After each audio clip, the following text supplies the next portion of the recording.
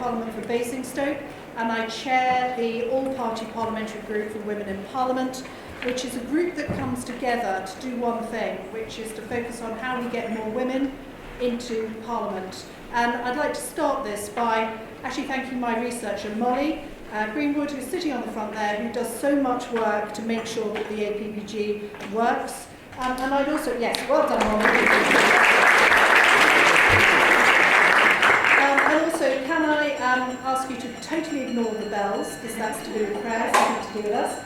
And to also thank the organisations that have made today possible, because if we're going to get more women into Parliament, we need the evidence, we need the research, we need the recommendations that will really make change happen.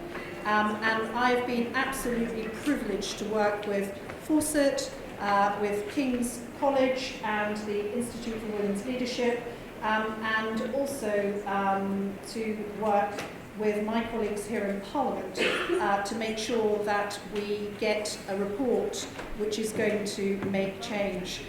We've got today a panel for you who are experts, who are going to take you through some of the findings, but also to answer questions as they arise. And at a time when democracy around the world has never been under more threat than it is now, we cannot spend enough time thinking about how we make our own democracy strong for the future. And we know that a strong democracy will have diversity in it, and diversity, first and foremost, means we have to have more women, more people who are disabled, more people from different ethnic minority backgrounds. But the most unrepresentative, the largest minority group in Parliament at the moment is women, because there are 2 men elected in the House of Commons for every 1 woman. And whilst political parties have got a huge role to play in changing that, so has Parliament itself. And the report that you can see today, and please do pick up a copy of, is all about how do we make the sort of fundamental changes here, which means that change and more women coming forward will not be something that we have to work on day in, day out at every election, but it will be something that will become entrenched in the way the institution itself works. So it's with great pleasure that I ask the person who is responsible for this very impressive report to come forward to take us through the findings, and that's Minna Cowper-Coles, who has been working on this tirelessly for many months, and can I thank her from the bottom of my heart for the excellent piece of work that she's done and the way that she's pulled this together in such an incredibly useful format. So Minna, over to you. Thank you very much.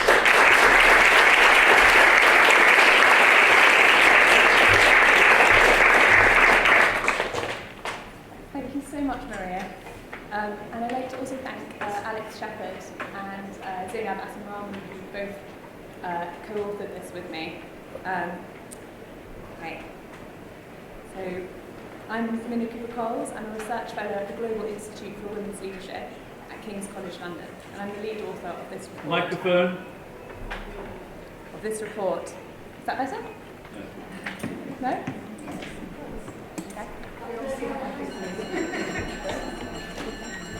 Is that better? Anyone know about microphones? Okay. Is that better? Okay. Right. How do we start? Oh, sorry, next one. Okay, before delving into some of the detail, and I'm sure I'm preaching to the choir here, but I want to highlight why this is important, because that can sometimes get lost in all of the nitty-gritty. At the moment, as Maria mentioned, there are 2 men MPs for every 1 woman MP. It is fundamentally important to democracy that the voices of all the population can be heard and represented, and that it isn't simply a partial democracy. When you see the systematic underrepresentation of whole groups in Parliament, then you know that something is going wrong. When Parliament does better at representing the people it is supposed to, it's supposed and hoped that that should then improve trust in government and in the whole democratic process, something which the UK is in need of at the moment. And for me, the most important point is that who is in Parliament does impact the policy that is made. Where there is greater gender balance in Parliament or in positions of political authority, the research shows time and again that it produces different policy outcomes. This is crucial. Women representatives push for significantly different policies than men. Studies in Europe and Canada have seen healthcare, children's immunisations, maternity leave, for example, prioritised in areas where there's more gender equality in the legislature. Who is in Parliament impacts how our country is governed. Finally, the UK Parliament is a role model institution, both to the rest of the UK, but also internationally. It should be playing a leading role and setting an example. In the report, we focus on the House of Commons and the UK Parliament, but other institutions such as the House of Lords and political parties have hugely important roles to play in addressing inequality. But Parliament and the House of Commons are key. If you cannot balance being an MP with being a parent or carer, or if you face a culture where there is bullying or harassment, or if you simply feel you do not fit, then women will opt out of a career in politics. Action is needed now. It has been over 10 years since this issue was raised by the Speakers' Conference. The centenary of the 1928 Equal Franchise Act is looming. And with the experience of COVID behind us, Parliament now has the tools and understanding to deal with many of the bigger issues. As you see in this graph, the percentage of women MPs since 1918, since 1987, we've seen great strides that have been made, but a serious effort is needed to reach equality. 50% is the top line there. The UK is number 47 in international rankings of gender equality in Parliament, behind other similar countries such as France, the Netherlands, Spain, New Zealand, Australia, Portugal, and the Nordics. So this report, Open House, is an audit of the several reports that have gone before to address the issue of gender sensitivity in the UK Parliament and House of Commons. So we're not recommending anything new, just passing the many, many previous recommendations to see what still hasn't been done. We focus on 4 reports aimed at the UK Parliament and the House of Commons in particular, dating back to 2014 with the Improving Parliament report by the Women in Parliament All-Party Parliamentary Group, the Good Parliament report written by Professor Sarah Childs, the UK Gender Sensitive Parliament Audit from 2018 by the House of Commons Commission, and the Women and Equalities Committee's 2022 report, Equality in the Heart of Democracy. I have also supplemented these reports with 7 others, which look at specialist areas such as sexism and harassment, or the use of hybrid technology, or else are part of the international best practice literature, written by the Interparliamentary Union, the Commonwealth Parliamentary Association, etc. Very simply, I've gone through all of the recommendations and looked to see if they have been done, and kept and summarised any recommendations which have not. So, to start with the good news. In the last 10 years, the percentage of women MPs has jumped from 23% to 34%. And there are many more women in leading positions in the House. Also, in the last 10 years, we have seen 2 more women Prime Ministers. If we're going back to the reports, many of them called for the Women and Equalities Committee to be made permanent. So that's a hugely important step. Further, the setting up of the ICGS to tackle bullying, harassment and abuse addresses several of the recommendations, and it crucially provides a third party who can address these issues, which in recent years has been seen to pervade Parliament and also, of course, many other institutions. New parents now have an entitlement to 7 months of voting by proxy, which is a complete change in how things are done. Proxy voting has also been extended to those, temporarily at least, with a serious illness. This isn't in the slides, but IPSA, the Independent Parliamentary Standards Authority, also now grants funding to cover the constituency work of new parents for those 7 months. This is yet another step in the direction of parental leave, but it does still leave some pretty big gaps. Then there are smaller but important changes that have addressed rules around, for example, whose portrait can be hung in the Palace of Westminster. The rule used to be that they had to have been dead for 10 years, but that has been changed to being out of office for 2 terms. So things like that will incrementally mean that you should start seeing a greater diversity of portraits. There have been small but important changes also to ID passes and to dress codes. Unfortunately, there have also been some major setbacks and missed opportunities. The first is that the Commons Reference Group on Representation and Inclusion, which was around when Sarah wrote her report, largely thanks to Sarah, which was a body dedicated to pushing along this agenda, following up and monitoring progress, and was responsible for initiating a number of the changes addressed above, has been dissolved. Second, and I find this one actually quite breathtaking, many of the reports pre-COVID suggested that perhaps efforts might be made to make space for members to participate remotely, might revise the way voting worked, or use hybrid technology to facilitate greater diversity. COVID then pushed the House of Commons into adopting many of these measures. In the aftermath of the pandemic, there was the decision actively taken to not conduct a review of these measures and whether they had made things better or worse or benefited inclusion. This is astounding for Parliament as an institution which by its very nature is made up of people who live across the country and should represent the full array of our population and all of their caring responsibilities, disabilities, etc. So there's enormous potential benefits to embedding hybrid technology. There have also been two important but perhaps smaller setbacks I wanted to quickly mention. The closure of the Access to Elected Office Fund, which had provided funding to help disabled candidates overcome any particular obstacles they faced.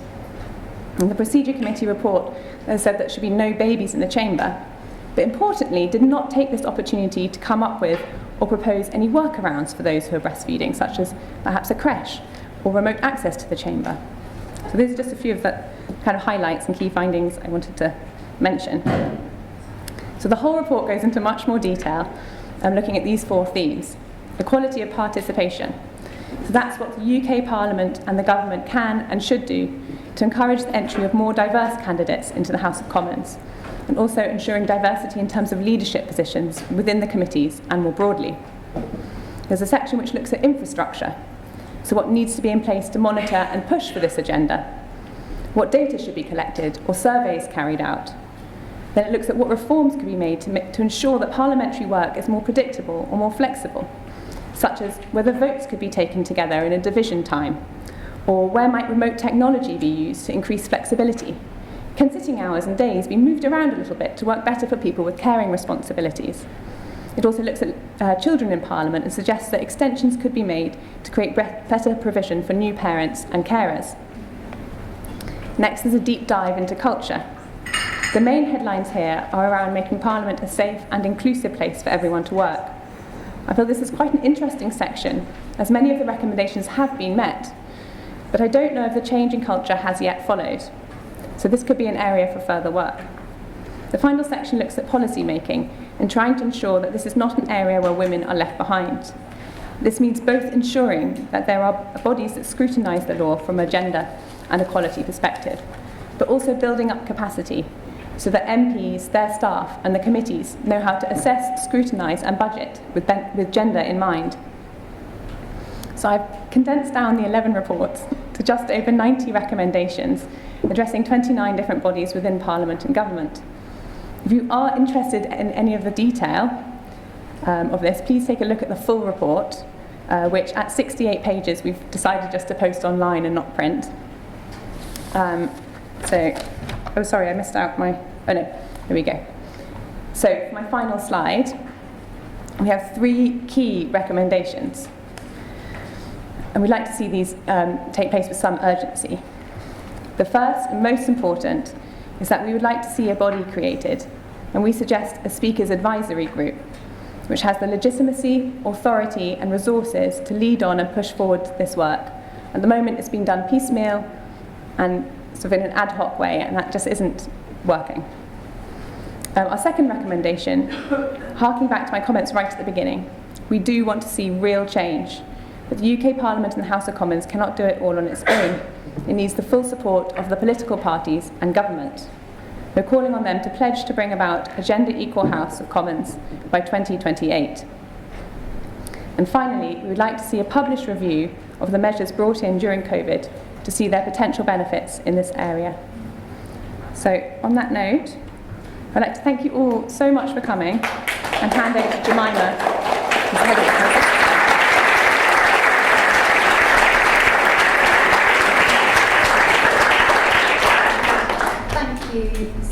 much, Minna, and also to Alex and Zainab for their work on that incredibly important report.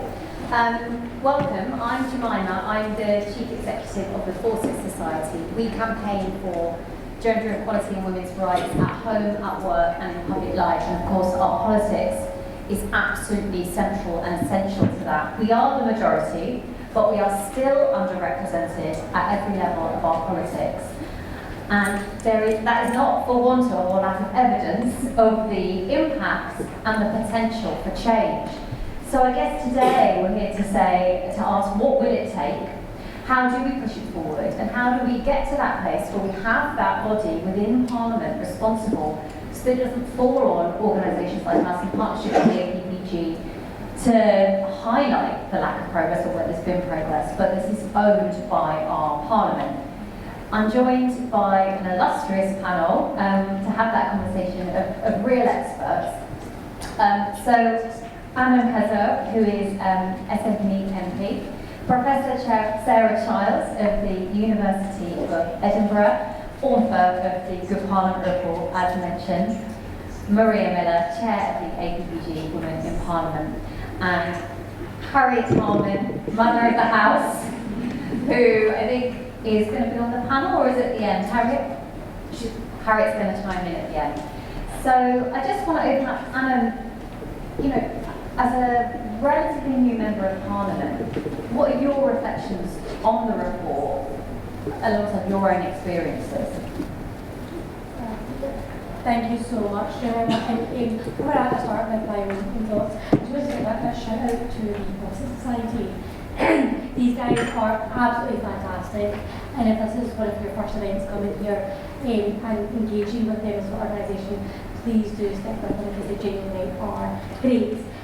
What are my thoughts? I have got plenty. I think I'm going to start off with, it's absolutely fantastic that we're here, but look around you and look who's here. And if you've been at these events before, you'll see familiar faces. And one of the real concerns I have is, and I'm more than happy to do different events like this, but I feel like I come and I say the same thing over and over again to the same people. And the reality is that the people who should be listening, the party leaders, people within the Speaker's office, they're not here, they're outside. Kind of my reflections on, I'm going to, I was looking through the report and I'm going to touch on one point in each of them. So the first part is equality participation. And one of the things that the report speaks about is media coverage around Parliament and ensuring that there's greater gender balance in regards to the lobby. So that's female journalists who have access to us as members of Parliament and our team, and then looking at sexism within UK media. And if I talk from a particular my accent, I'm Scottish.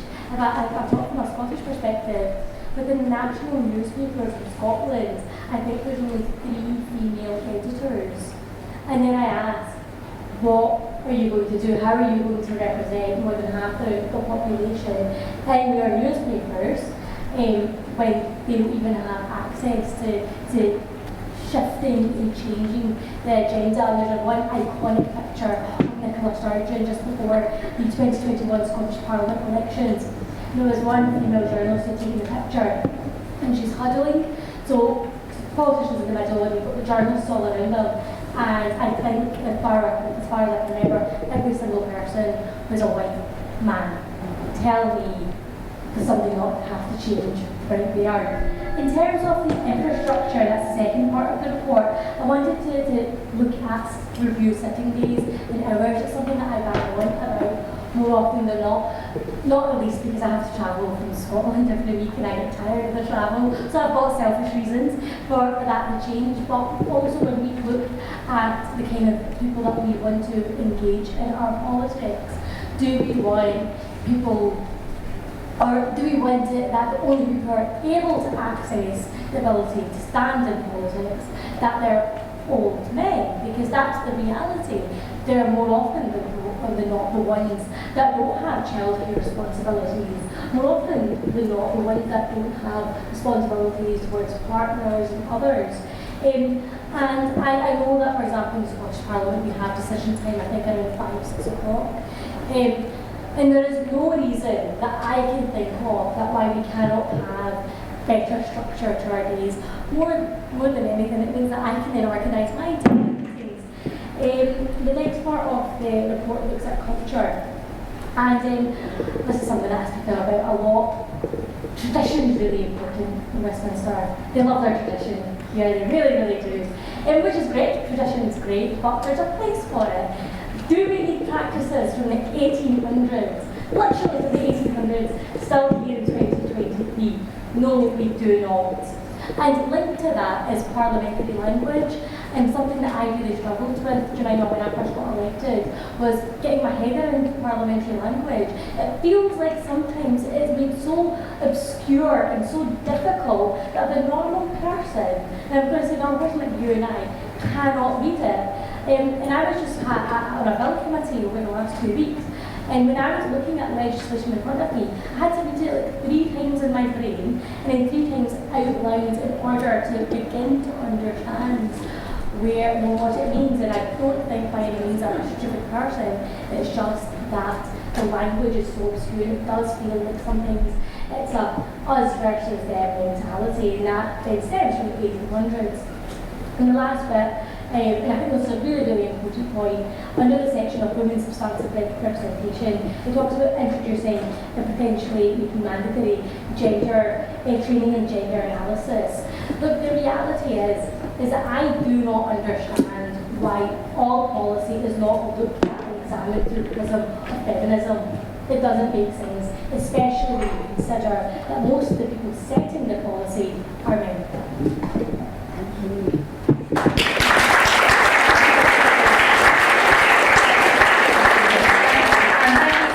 Your kind words about Fawcett. Please do join if you're not a member.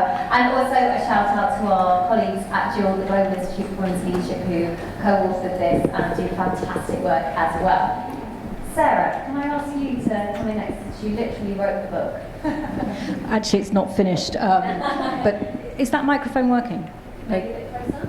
Okay. Oh yes, you have to go deep and husky. Okay, thank you. And I'd like to congratulate Fawcett and Minna on this report, not least because then I don't have to do it and I can just look at your work, Minna. So thank you so much for doing that. I was once asked in the House of Commons, when are you going to finish your gender sensitising work, Sarah? To which I laughed at this rather senior clerk and said, gender sensitive Parliament's work is ongoing. It responds to challenges, new things change. This report is really clear about how much needs to change. Again, I was once said, could you not just find 3 recommendations that you could focus on? Again, our institutions are saturated by gender and diversity inequalities, and therefore we can't just have 3. We have to look at this systematically. We can't, as well as Minna indicated, assume an onwards and upward trajectory, right? There are backlashes to democracy, to women's rights, to other equalities, and we need to ensure that our Parliament is strong, and that means it needs to be inclusive, as Maria said. But gender sensitising work also needs to be part of the everyday work of an institution. It shouldn't be something that's done just as a one-off or in reaction to something. It needs to be part of what is assumed is the central work of an institution. I absolutely, as some of you won't find surprising, support the overarching recommendation to create a new body that will lead, will act as a catalyst, because otherwise, not only is the response ad hoc and piecemeal, it also means predominantly that women have to do the labour of fixing our institutions. And I think women MPs have got enough on their plates without having to fix this place too. So I think we need to think about institutional responsibility and therefore institutional bodies that have a catalyst.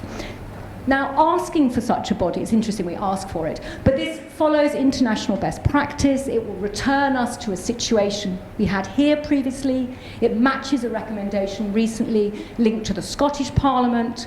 It reflects the really important work that speakers can make and are shown to make globally in lots of parliaments around the world on this agenda. It provides for a strategic approach, because there isn't just somebody who can fix everything in this Parliament. Lots of people have power to do things or not to do things, and we need to get at all of those. Parliament must be undergoing a reform process. We need to institutionalise these reforms, not just have them as one-off. Again, Minna showed some of the losses and things that need to be done. We need to embed, normalise and advocate, and you're absolutely right, we need people beyond us to be doing this. We need to make it a responsibility of the people who work in this institution, both as members but also as staff, to have as part of their job descriptions, if you like, attentiveness to and the redress of the insensitivities that characterise this institution. And the thing is, it's quite fashionable now to be into gender-sensitive parliaments. In the last few years, international organisations, the Interparliamentary Union, the Commonwealth Parliamentarian Association has already been mentioned, UN Women, ODIHR, AGA, loads and loads more parliaments are undergoing audits. They are reporting their insensitivities and they are creating action plans. And again, that's what this new group needs to do, to plan and have an agenda and a strategy and to identify who the change actors are going to be. And looking back at some of the successes, because we do need to celebrate the successes, not least to keep us going. The fire in the belly, I think, is how Rosie always tells me when I'm beginning to be depressed about how things are going. But over the last few years, there has been gendered parliamentarianism, where women MPs have worked together across party, and we should shout out for that. And in fact, two of them are next to me here who have led on changes. There has also been a gendered executive, where members of the government, particularly, were involved in the baby leave, in supporting that introduction of proxy voting for baby leave. We've also seen the ability of the staff to make differences, to embed certain practices that enable us to gather data or to be more diverse within the institution. And it seems to be a new advisory group, I will be quick, has to be this catalyst to reforms that stick. So I hope that all people in positions of power in parties, and yes, parties need their own gender-sensitive party audits, that must be the next stage. I want to see a gender-equal parliament.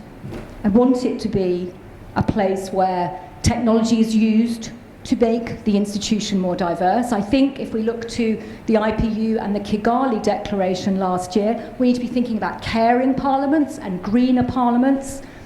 I want to talk about Section 106, but I'm not going to. You can read that when you download the full report. So the House of Commons is not yet a good parliament. And for that, it must be an open house, which is, of course, the Fawcett's new report. Thank you very much.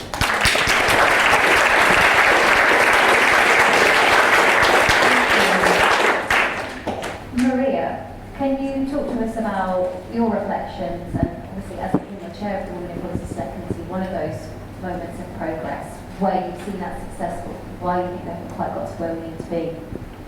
Well, when I joined this place, I have to say many years after the lady to my left, but in 2005, I was shocked. I was really shocked at what a masculine place it was.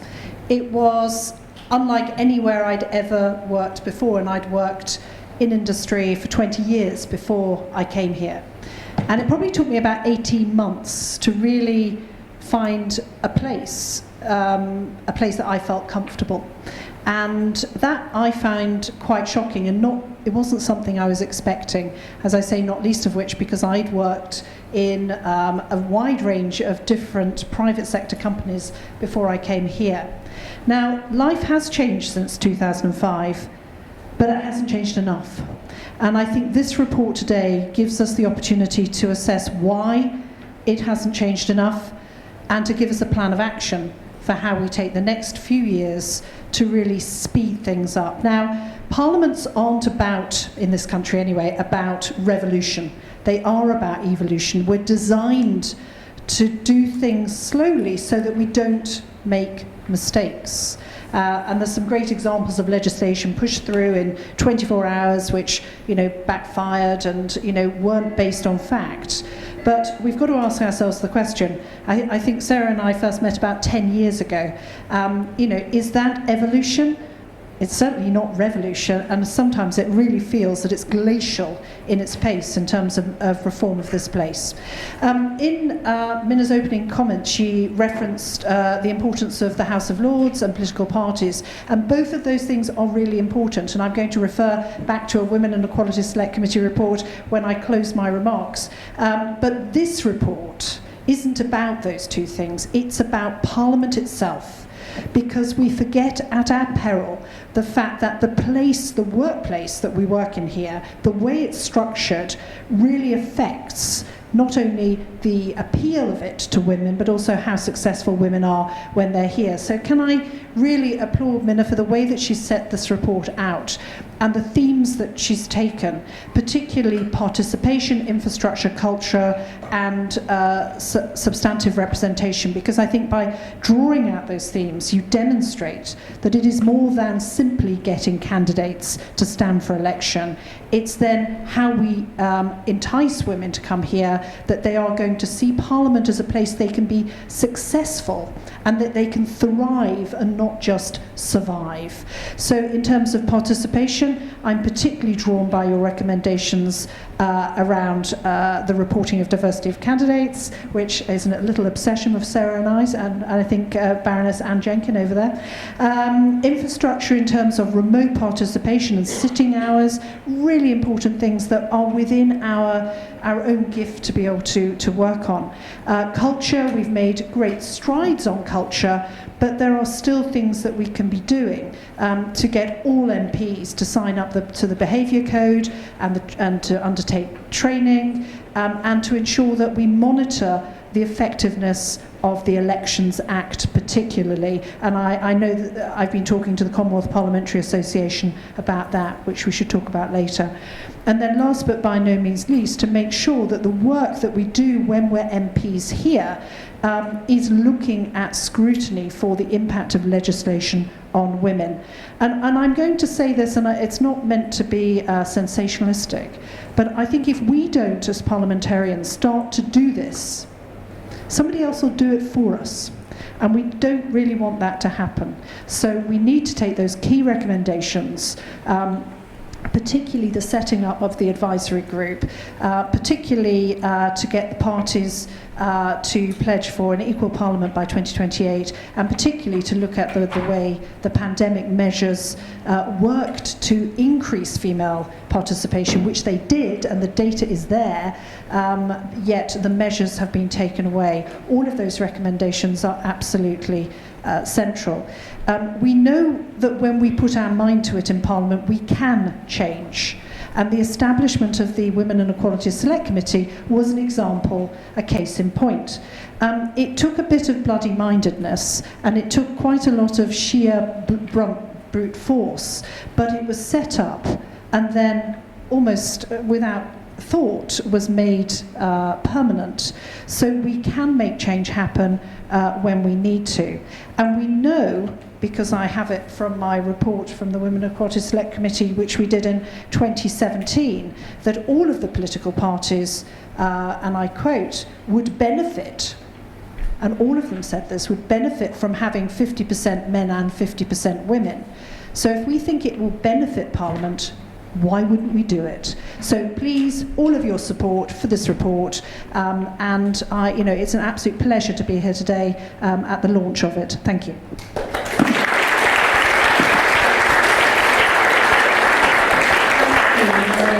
A few things kind of came to mind as you were talking there. One of them was about that moment where some of those COVID reforms were removed. And relatedly, your point, Anum, about the power of tradition in Parliament.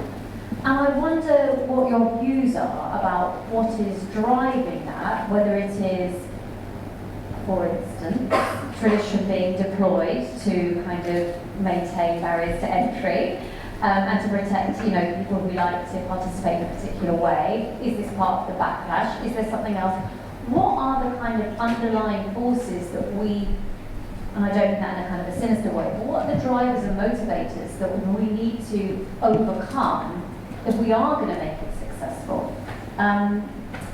Maria, can I start with you? Yeah, sure. Thank you, Sarah. I think it's really important to understand how the COVID changes were put in place, to understand why they were removed in the way they were. They were, and Harriet, you'll probably remember this, they were put in place with very little debate, very little discussion. And if there's one thing about Parliament is we don't do anything without a lot of debate and a lot of discussion.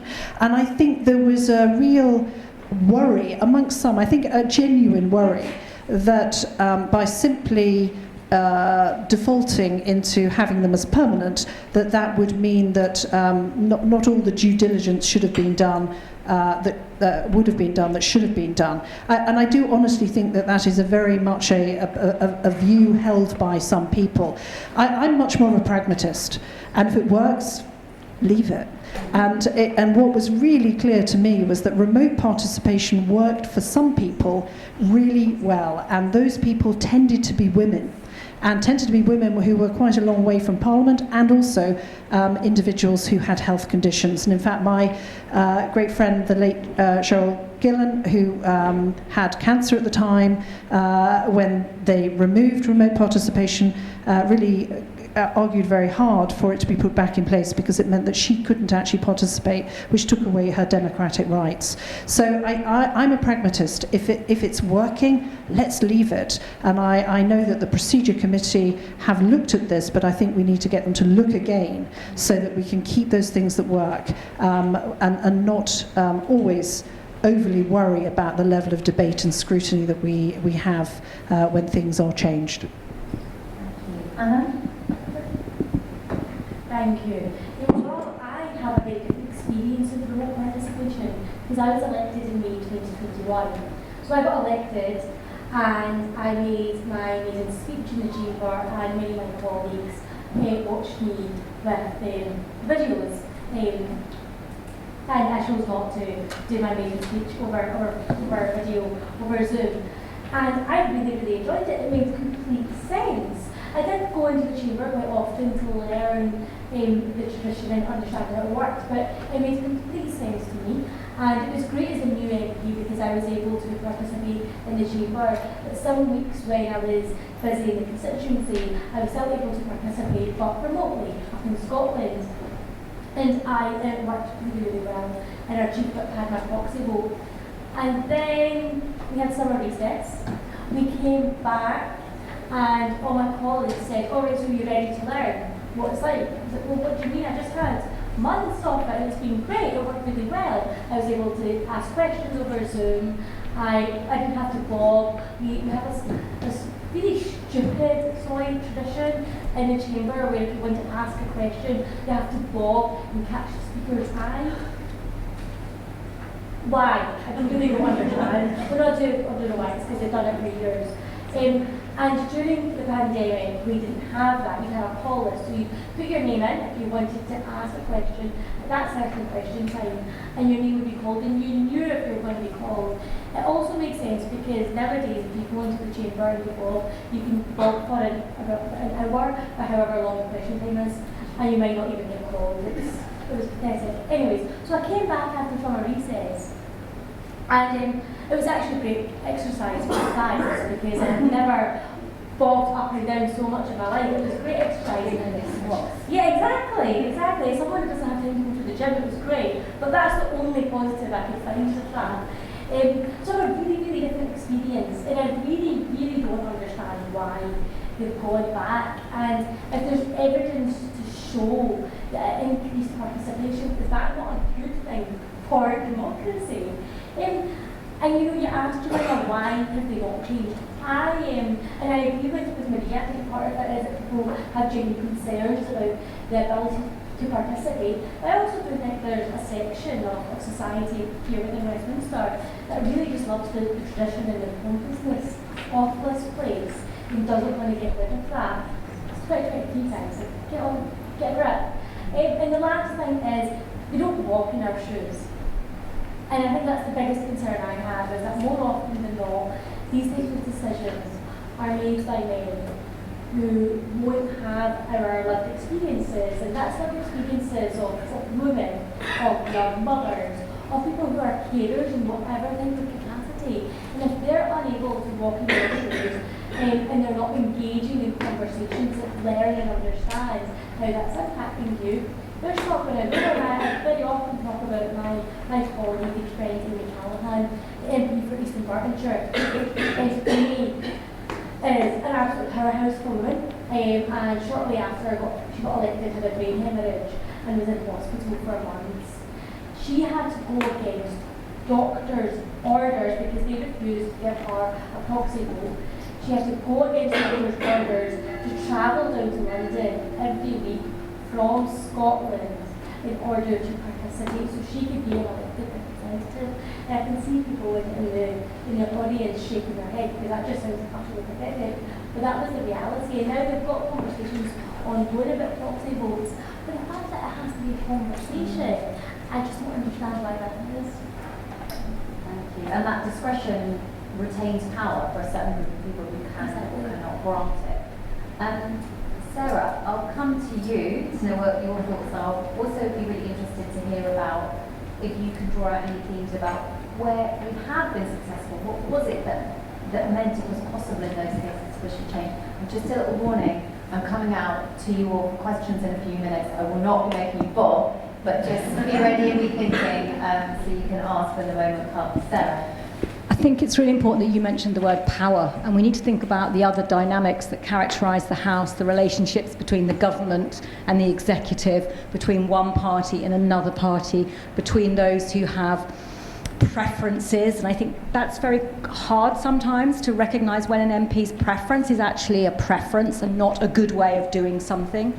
So I think if you take away what you can see when you add in the idea of power, it is hard to understand, but when you bring those ordinary political dynamics into play, you can see why a government doesn't want to do X, because actually it enables them to get their business through more quickly or more easily. I mean, the debates sort of talk around why you have to vote in the division lobbies, whether that's about lobbying or holding your minister to account. We don't have studies that prove how much lobbying goes on really in these things, but we have this kind of myth of how fundamental it is. So I think some of this we have to recognise when is something a preference and therefore it's open to critique and change, and when there may well be an effectiveness rationale for doing something. But I'm of the opinion too that if it enables participation, it should be an option. Why rule out something that might enable people to behave and to perform their representational characteristics and their duties in that way? So when was it successful? It's successful when, in the recent years, the 2016, 2018 years, when women mobilised together across party, when the Mother of the House really became an institution, right? Because you didn't really exist without that name, and you made it an institution, and that then added legitimacy, and I think mobilised others, and you could work with both WEC and you in chair, but also the reference group.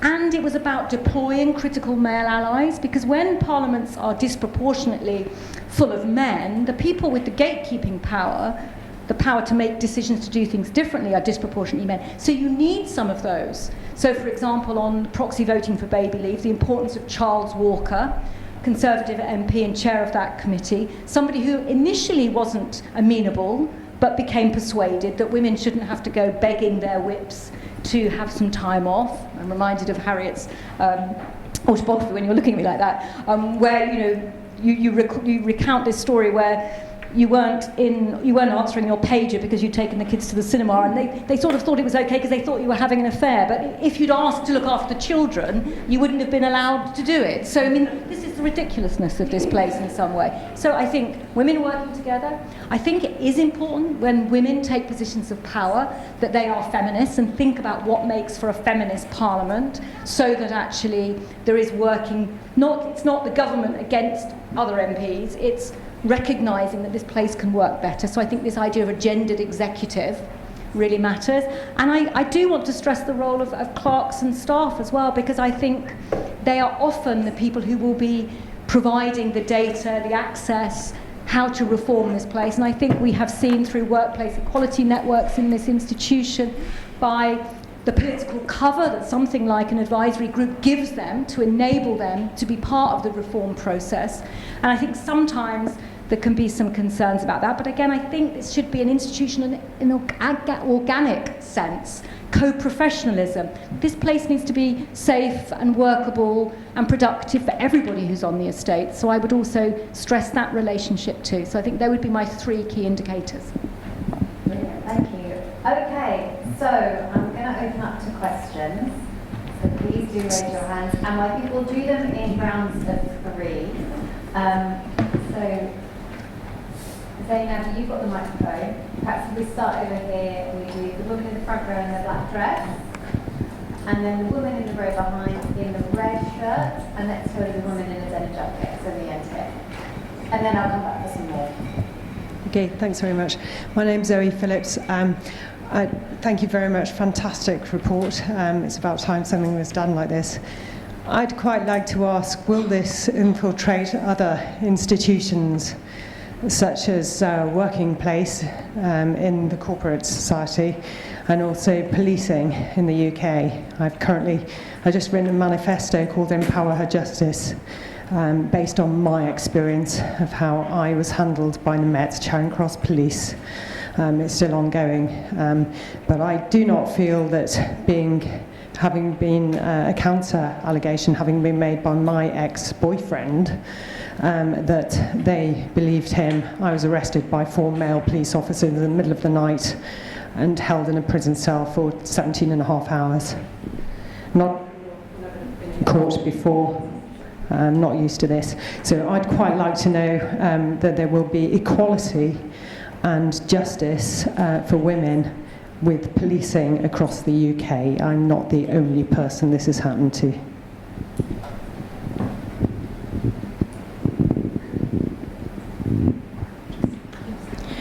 I'm Marjorie, a retired nurse and midwife that's an activist on domestic and international issues. I completely identify with what you're saying, Maria, because my first ever job was with a female architect up at Skipton Castle in the Gatehouse. She had qualified as an architect in the 1930s. Wow, that is an amazing woman, huh? And then, obviously, in my profession, I sometimes find it difficult to gel with all this sort of inequality and things, because obviously it's been predominantly a female career as a midwife. We do have male midwives. We've got more and more female obstetricians as well over at St Thomas's and things like that, and many go into being a director of midwifery services and things. But my first day of training as a nurse, we were taught to be politically aware. We were taught to be politically aware, to protect our patients, to protect our profession, and to protect the NHS. And oh my goodness, does it need a lot of protection at the moment, yeah? So it was inbred in our training to be more politically aware. I'm just wanting to just bring something into it. It was quite funny, amusing one day. One of my next door neighbour's granddaughters was coming in and having a good natter with me and things. And she says, "Why don't you become Prime Minister? Then I can watch you on the television." I said, "Kitty, you wouldn't be watching me on the television if I was Prime Minister. You would be by my side as my youth advisor." And I think this is so important, that we need to get the youth more involved in politics, decision-making in schools, decision-making in local councils, and obviously make people realise it is an open house here. It is not an exclusive club. We all have the constitutional right to get our voices heard in the House of Parliament. So we need to completely open things up, and that would include male and female and and such like. So that's what I'm putting on the table for you today. There's a lot more I can share with you. I wish I were out there with you to be able to, but maybe one day you'll book me for a talk. Thank you, Marjorie. And then we'll next to you. Thank you. My name is Teresa Callahan from Stevenage and North Herts Fawcett Society. We need to get more women in Parliament. I think we all agree. So does the panel think that every political party ought to be mandated to have all women shortlists? It's worked for Labour. I think until we get more than 50% women into Parliament, then everything else will be such a massive struggle, because we only bring a few men with us. The majority of men are quite happy where they are. Thank you. So, a really broad range of questions there about the role of women shortlist. I think a lot of youth engagement and how do we kind of build that and that sense of this is everyone's place. And so, thank you for sharing your experience talking about those connections with institutional sexism, misogyny, racism in other institutions as well. And then can I come to you first? Thank you. Thank you so much for sharing your experiences. I want to say I'm an SNP MP now and I'm in Scotland. However, I will appreciate the fact that Westminster is seen as the centre of democracy.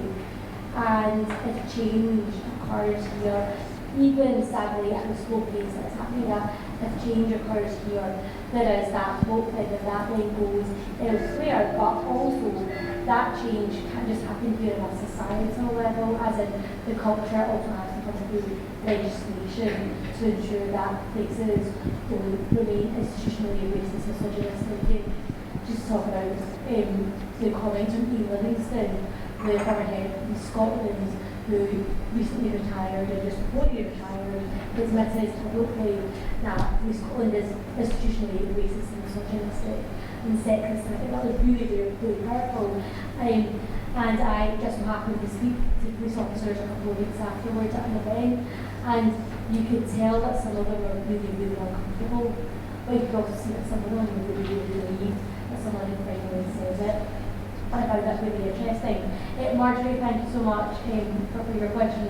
I used to teach politics at high school, and I will say that young people are definitely engaged. I can no longer call myself a young person because I turned 31 last week. But no, I definitely I've seen that as a teacher. I myself became possibly engaged at the age of 9. My birthday is the 11th of September, and that's obviously the day that the Twin Tower attack happened. And I went to school the next day and got called a khaki, and that's why my school colour was dirty, and I said my dad is a terrorist because we were the Muslim family. So for reasons that I would prefer not to, but that's the reasons I got politically involved in politics. And when I'm having conversations with young people, that's the one thing I always say to them. Actually, forget about political parties at this point. Think about what makes you angry. If you're having conversations with folk, I think sometimes we get really bogged down that you have to join a political party, you have to make change that way. Actually, there's loads of change that can come even before that, and then afterward working out which political party you think you want to join. But I would always say to young people, find what it is that makes you angry, find what it is that puts fire in your belly, whether that's racism, misogyny, sexism, climate change, cost of living, anything, and take that, engage with different organisations and try to get more involved. And please, your question was on the shortlist. Yes. In SNP, I'm really proud that we made some really big strides on this.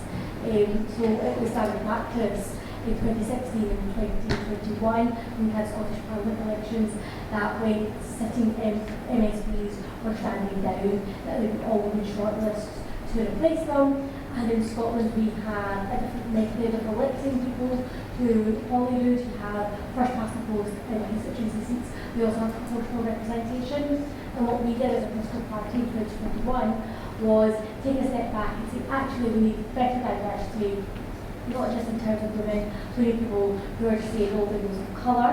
So Scotland is broken into 8 regions, and the top seat for every single region was reserved, half of them for someone of colour and half of them for those who are disabled.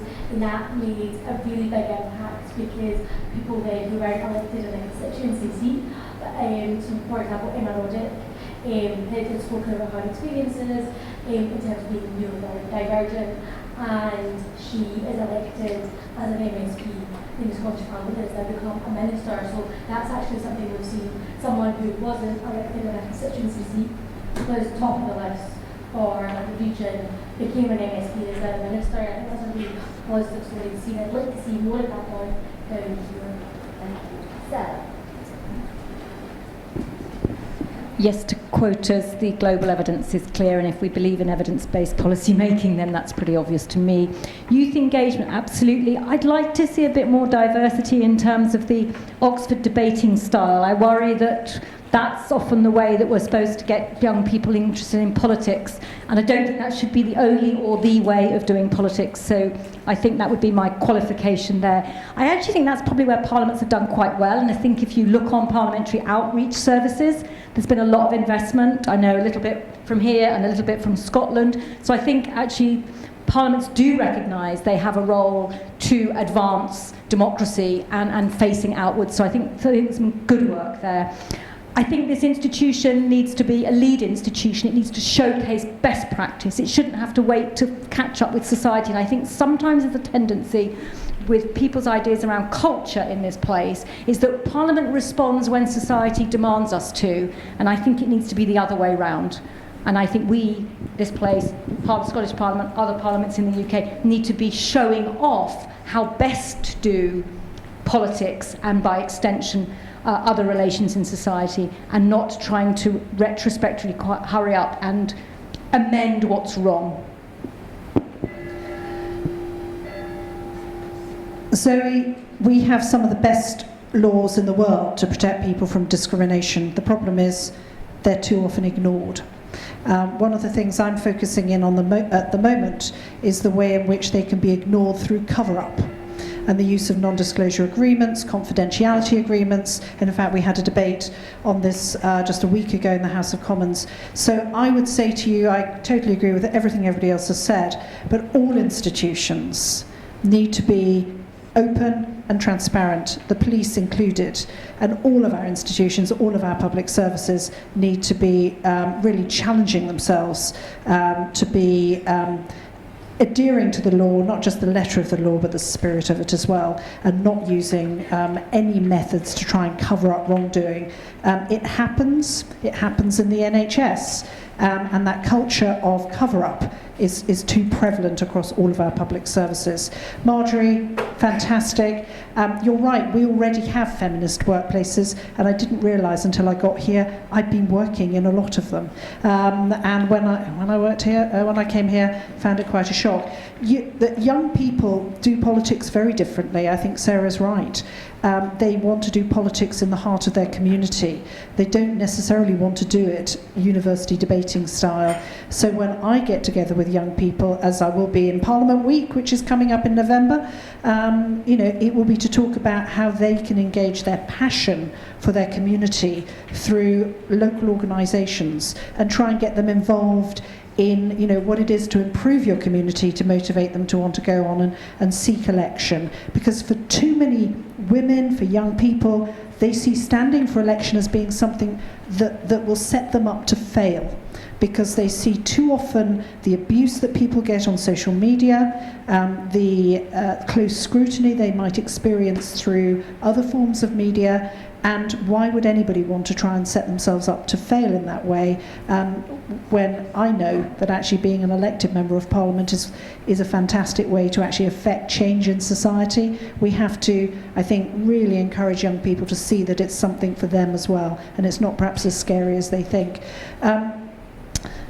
Teresa, I absolutely think all of the political parties are in the last chance saloon to make sure that they get women not only to stand for election, but then, to stay elected, because being an MP for a number of years matters. Being a new MP is fantastic, but having the experience as well means that you can affect even more change. So we are in a last chance saloon in many respects, but the reason why this report is so important is that I think there's been a lot of focus on political parties, and a lot of the focus on the institution itself has sort of been brushed under the carpet. Minna's work in this report very much takes those things that are under the carpet, puts it front and centre, and says, if you want to have women at the centre of your parliamentary democracy, then we actually have to change the institution as well as change the parties. And that's the message I hope you all take home today. Thanks. We've got time for one more round of questions. Okay, so I'm going to try and do a mega round. We can do... I'm going to start this time. So we can do woman in the second row, woman in the front row, followed by the woman in the front row with the crutch in the air. And then I'm going to do as many as I can. We'll do women at the back. Come to.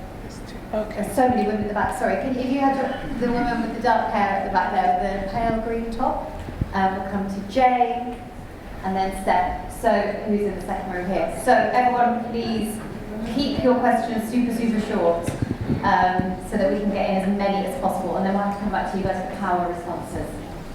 Yeah, I'm Jessie Jo Jacobs and I run the UK Democracy Network, and we're connecting all the organisations working on various democratic changes. And I guess my question is really this, that we are going to see Keir Starmer as the next PM of the country. It's looking like very, very likely. But this change around what we've talked about today means to me that we need fundamental change of our democracy. When people in the public look at what happens in Parliament, when they look at the arguing and the booing and the bobbying and the lying, the bullying and the sexual harassment, and when women look at that, do they think, oh, get me in there, that's the place where I can really change my communities? Or are they turning away in the same way that the public are turning away because they're losing trust in this ancient, old institution? I went to Scottish Parliament, and even the building felt more modern and more democratic in the way it was set up. So I guess my question is, how much do we think that we can all work together to influence all our parties, but particularly the Labour Party, to put renewing our democracy at the centre of the agenda? Because if not, in 5 years' time, we're going to come back to another meeting like this and we'll talk about some small changes that we've made and seen, but fundamentally democracy will still be the same, women will be outside, and people will feel like they have no voice. Thank you. Thank you. Can you pass the microphone to the woman in front of you? Thank you. Thanks, Zainab. Sue Groom, National Education Union. I'm Joint Branch Secretary for Suffolk, and over the past year I have stood on many picket lines with many amazing women, but also I have sorted out the hardship fund for women who, and it has been every single claim that I have looked at has been for a woman who, by going on the picket line, has had real hardship. How do we get the women who are so into the politics, into the striking, into making a difference, how do we get them through that poverty line? Because Parliament is for rich people, isn't it? Thank you. So Zainab is a woman, she's just standing up there. Thank you. You can pass it back, perhaps. Sorry, can I just... Thank you. Thank you. Hi, I'm Emily Taylor. I'm CEO of Labour Women in Tech. And I think it was you who mentioned you these talks Quite a lot. We just can save faces. In the room. I'm wondering, from your perspective, what we can do as people that work in gender equity, as constituents ultimately, to support the work that you guys are doing in Parliament. Board. Thank you. And on the aisle, second row here, then you can ask us, Jane. I'm Jane Grant. Oh, Jane, are you open to the microphone? Oh, sorry, I'm Jane Grant. I've been speed reading through this report, trying to find a mention of Leslie Abdallah and the 300 group. It may be there, but I haven't found it. If it is, apologies. But Leslie Abdallah, as some of you will know, in the 80s set up the 300 group to do just that, to get 300 women into Parliament. It was always underfunded. In fact, it was largely self-funded for a lot of the time. But it put the issue on the agenda. It made waves. And when it folded, its work was taken up by many other organisations. And I'm saying this in no way to not to pay full credit to the excellence of this report. But I think as we go forward, we should be aware, I'm not sure if this is a mixed message, aware of the shoulders on which we stand, and we cannot go forward without that. Thanks, Jane. And then, the black. Oh, right. Thank you so much. Hi, Steph Richards from Portsmouth CLP. I'm the Women's Officer there. Can I suggest that all the time there is a pay gap, women are forced to stay at home and look after the family rather than get active in society, workplace or in government? Were there any more just over this side? Anyone else might see? Oh, yeah, can we go to the young woman? Sorry, taking liberties. So towards back in the middle, thank you. Thank you, I take that as a compliment. My name is Cecilia, and I'm the Head of Inclusive Politics at Westminster Foundation for Democracy. We really welcome a lot of the recommendations that I've heard here today, particularly the one on the special body to implement. I had one question that relates to a couple of things some of the women in the room have already said, which was really on the issue of intersectionality. Particularly in a time of economic crisis, which we're going into if we're not there already. We know that burden is going to be felt primarily by women. And so, you know, yes, politics is still for rich people. What can we do to work in an intersectional way that we pay attention to that particular barrier for women, which still feels the most prohibitive alongside violence? Thank you. Okay, we're hurting towards the end. So I'm just going to ask each of you to do a very brief response. Anna, can I start with you? Do you respond to the Cecilia, I'm going to start with your question, and I thought it was really interesting. See, when I walk around Parliament, one of the things that I do, because I'm one of the very few young women of colour who's elected politicians, more often than not will be asked, which MP do you work for? I will always have a look around to see who I'm in a room with, and what jobs they have. And I'm going to actually take this what your question one step further. And if you're around Parliament, please do have a look at the colour of skin that people have and what roles they have. For example, if you go down to the kitchens or the canteens, especially in Portcullis House, most of the staff in there will be from black communities. However, you go to the clerks of the committees and the staff of the committee, they'll be majority from Caucasian backgrounds. I think we have to have a real conversation about diversity and how that impacts people and what we're doing to ensure that Parliament is open and accessible for people. Because if people don't have the life experience or the education to be able to apply for those jobs, that shouldn't necessarily be a barrier. What is in Parliament, the democratic, institution of the United Kingdom, and it can be an SNCM to say that, but as a democratic institution of the United Kingdom, what are they doing to ensure that Parliament is open and accessible, and how they can encourage people from diverse backgrounds to get jobs here, and that doesn't just mean in the canteen. Sorry, we've got about 3 minutes left. It's my fault. I took too many questions, but I wanted to hear from you all. Sarah. Okay, the cost of politics is too expensive. We can have ceilings on the expenses that you can spend as a candidate. We can have funds, diversity funds. Minna talked about the Disability Access Fund.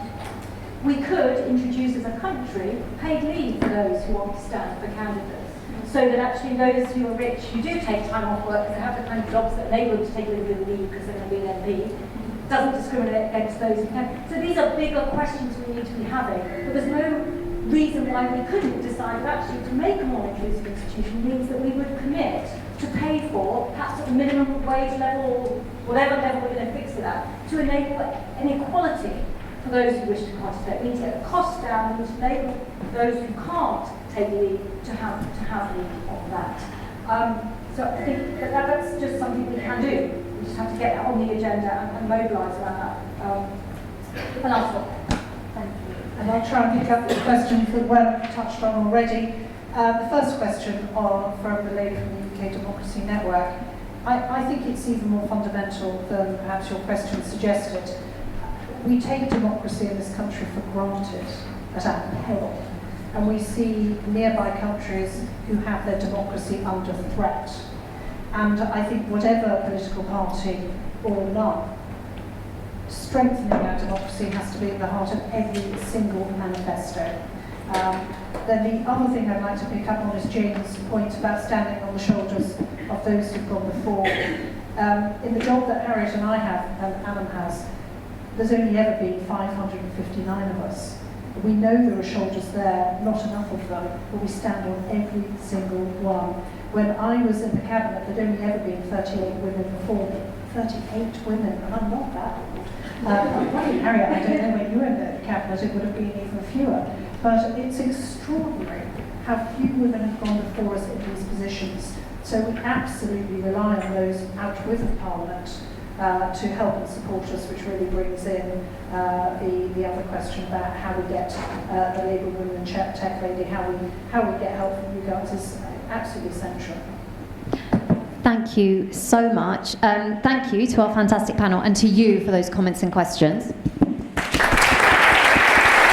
And now I would like to pass to Harriet Harman, our chair, Mother of the House, for your final thoughts and reflections. Thanks, Harriet.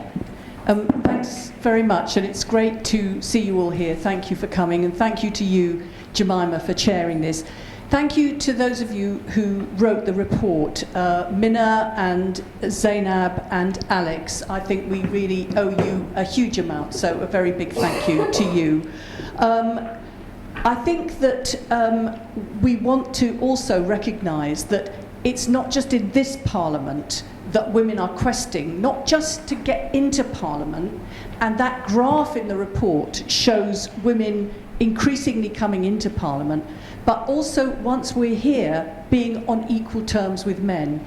And that pattern is being reflected all around the world. Women getting into their parliaments, but then wanting to be on equal terms with men in their parliaments. And therefore, we draw on the work of the Interparliamentary Union, the Commonwealth Parliamentary Association, the Westminster Foundation for Democracy, UN Women, which are looking at what women, and the Global Institute, looking at what women in other parliaments are doing, sharing and understanding what they're doing, but also talking about what we're doing. We're not the only show in town here. We're not setting an example or leading the world. We're all together just trying to find our way forward internationally. I really want to thank you for doing this report, because it's a step on which we can build. And Maria is so excellent on the strategy for this, because I always like just get impatient, gnash my teeth, find somebody to have an argument with. And Maria is very good at recognising the steps that have to be gone through to actually make progress. And I think this report, with its clear analysis and its few but very powerful recommendations, is going to be a real game changer. And I think that there are women, many women in the Labour Party, there's women in the SNP, there's women in the Tory Party and the Lib Dems who will all rally behind this report. It won't just be us. There will be, now this report is there, with its legitimacy, with its solidity, lots of women will rally behind it, and I can promise you this, that they will do that, and we will take this forward. So you've enabled us, you've given us a platform on which to build. But I've talked about the women who are taking it forward, and I just want to say something about men. Because I think in the past, in the women's movement, we didn't want men, I'm talking way back, it's all right, I'm not going to speak for too long, but I'm talking about in the sort of 70s. We didn't want men involved because we wanted to create a space where women's voices could be heard, and women could talk to other women, and women would listen to other women. And we feared that if there was even one man in the room, they would do all the talking, and we'd all just shut up and nod. And therefore we excluded men from the women's movement. And we had to have a lot of difficult discussions about rape and sexual harassment and all of that. So we didn't want men involved because we wanted to be in the lead in our own movement. But I think the movement is now powerful enough and strong enough, the women's movement, that we can turn around and say to men, we want you to step up in support of us. You know, Maria and her sisters in the Tory party and me and all the women in the Labour Party, we have tried to improve democracy by making it more representative in the way that the report sets out, more legitimate and therefore more authoritative. But we need the men to actually step up and support us and not leave it to us. It's not good enough that they just don't do anything and don't obstruct us. We've got to set a higher bar. And we don't want any passive resistance either. We want active support by male allies. And I think that we can expect that now. And I just quote Saida Varsi, who is a peer, who said, it takes a very strong man to be a leader, but it takes an even stronger man to support a woman leader. And I think that that is absolutely true, and leads me on to the issue of male ambition. We need to put forward the argument that male ambition, which is a thoroughly good thing, it's good for people to be ambitious for themselves, their country, their community, their party. But we don't want male ambition which cuts across women all the time.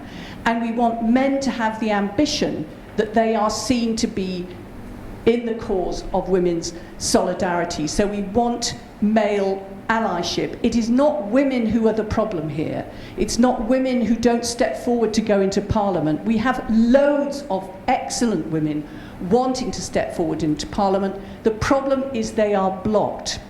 And it's not that somehow the women who are MPs are insufficiently good and need a prop and aren't quite as good as the men and need a step up. We just need the men to stop blocking us. So I think that they should step up, not step ahead of us, not even step beside us. I would say one step behind us, but be visibly active in support, and that's what they should do, and I think that's what we should say to our colleagues in Parliament. So, turning to the proposals, I think a Speaker's Advisory Committee is a really good idea. It's the institutional step which will enable everybody to build on it, and I'd like to see men competing to get on it who feel that they'll be making a big contribution to democracy by getting on it and then not speaking on all the time when they're actually on it, but that will go out and promulgate and support it. I think the pledge from party leaders is a really good idea. That again will be an example of male allyship. It's not just good enough for the women deputies or the women in the parties to speak out. We want the male leaders to be speaking out and actually commit on this. I think a very good suggestion is our third recommendation, undertaking a published review of measures brought in during the pandemic. And I would say, Anum, that I wouldn't say what you're saying about Scotland is self-interest at all. I think it's in the interest of democracy. It discriminates against all MPs from Scotland that they have to spend 2 days a week travelling. I spend 15 minutes getting from my constituency to the House of Commons. That gives me a complete advantage. It gives London an advantage, and it makes it more difficult for MPs from Scotland, from North Wales, from Cornwall.